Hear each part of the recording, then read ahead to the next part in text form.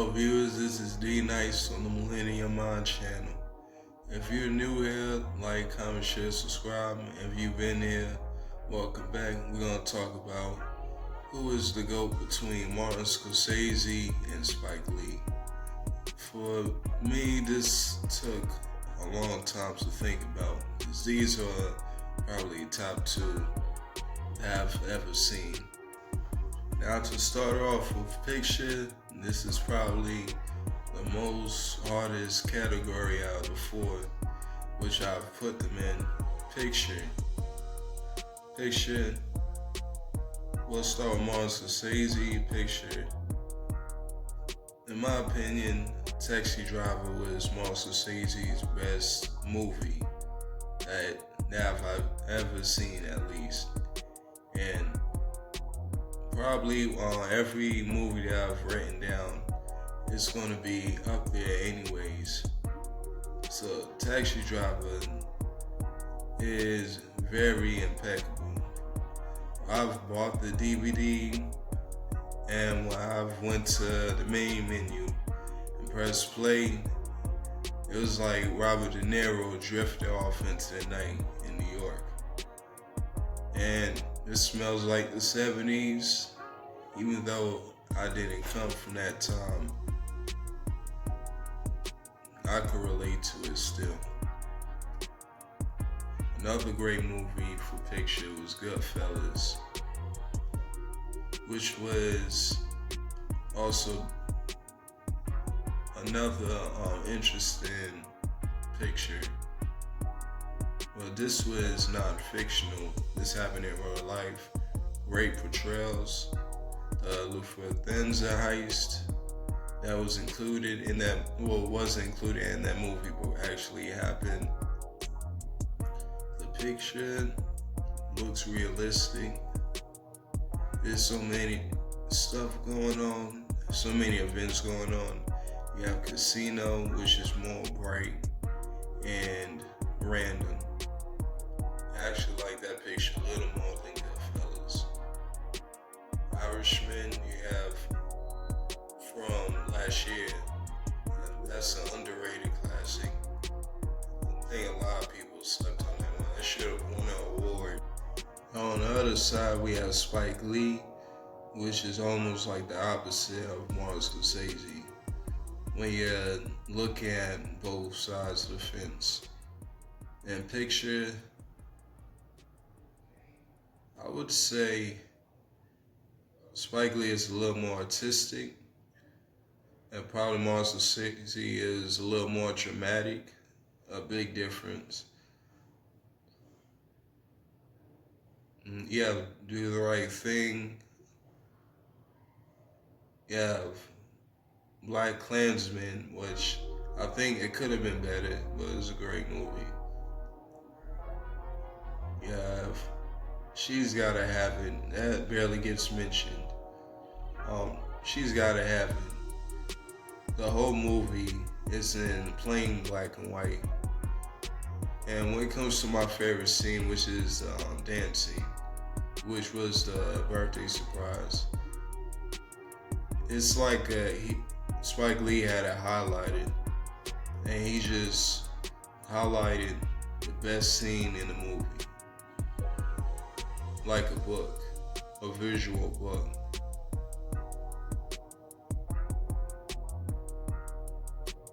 School Days, I think that had a great picture, but I hated the movie except the last scene. And the last scene was also another sign of Spike Lee's artistic ways in film. Mo Better Blues, another one I'm really not a big fan of, but the picture is also amazing. So in this category, I have to pick a top because it's too hard. Complete opposites. Both have amazing picture, 10 out of 10. And they both get a point, 1 and 1 for picture. Even after we catch them, they try sneaking back with beards and wigs and fake noses. can spot these assholes by watching the way they bet. Like this guy. He's betting lavender chips at 500 each with only one little problem. He's always guessed right. If he wasn't so fucking greedy, he'd have been tougher to spot. But in the end, they're all greedy. So next round will be production. Both different, yet again. Martin Scorcese, he likes to use, the old classic Frank Sinatra, mob music. On Spike Lee's side, he likes to play a lot of jazz. And it all depends on what you like to hear during a movie. Different opinions, but it's how Spike Lee uses his music while the movie's playing. It all depends on the spots that you choose to play in. And I think Spike Lee is a little more talented because he chooses probably the most unpredictable scenes. And plus it's more artistic. So I'll have to give Spike Lee that point. 2-1 for production. Let me tell you the story of right hand, left hand. It's a tale of good and evil. Hey, it was with this hand that Cain iced his brother. Love. These 5 fingers, they go straight to the soul of man. The right hand, the hand of love. The story of life is this. Static. One hand is always fighting the other hand. And the left hand is kicking much ass. I mean, it looks like the right hand love is finished. But hold on, stop the presses. The right hand's coming back. Yeah, he got the left hand on the ropes now. That's right. Yeah. Ooh, it's a devastating right hand. Haters hurt. He's down. Ooh, left hand hate. KO'd by love. The next category will be story. Who has the better storyline? Who has the strongest moments in film? Now, looking from the list, Martin Scorcese has original stories. One of the most original directors. You can't copy Martin Scorsese because it would be so easy to identify because he's only one of one. Spike Lee, same with him. He's just different. Spike Lee is probably more versatile than Martin Scorsese. Well, Spike Lee movies can't put all of his movies in one bowl because there's so many topics that he produced for his audience.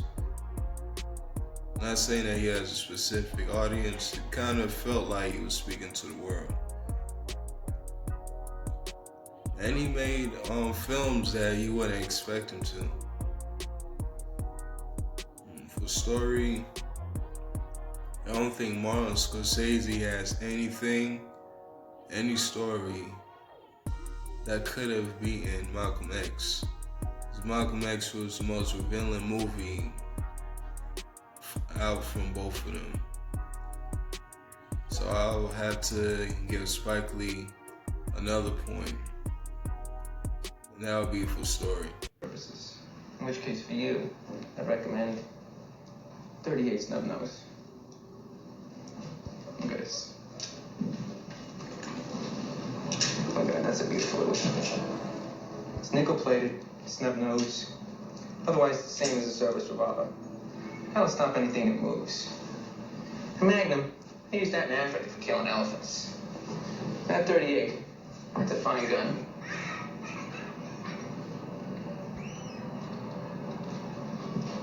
Some of these guns are like toys. That 38, you go out and hammer nails with her all day, come back and it'll cut dead center on target every time. And last but not least, we have acting. Both sides had great actors. Scorcese, it seems like in all of his most prized possessions, the starring roles for Robert De Niro, they've worked a lot together, a lifetime of work together. Spike Lee, his main actor was mostly Denzel Washington. And as it comes to it, I don't think Robert De Niro acted in any Martin Scorsese movie better than Denzel has in Malcolm X. It was just too important. It was too legendary. So I have to give another point to Spike Lee. So as it comes to these statistics, this looks one-sided, very one-sided. But when I thought of it, without writing on paper, it was pretty close.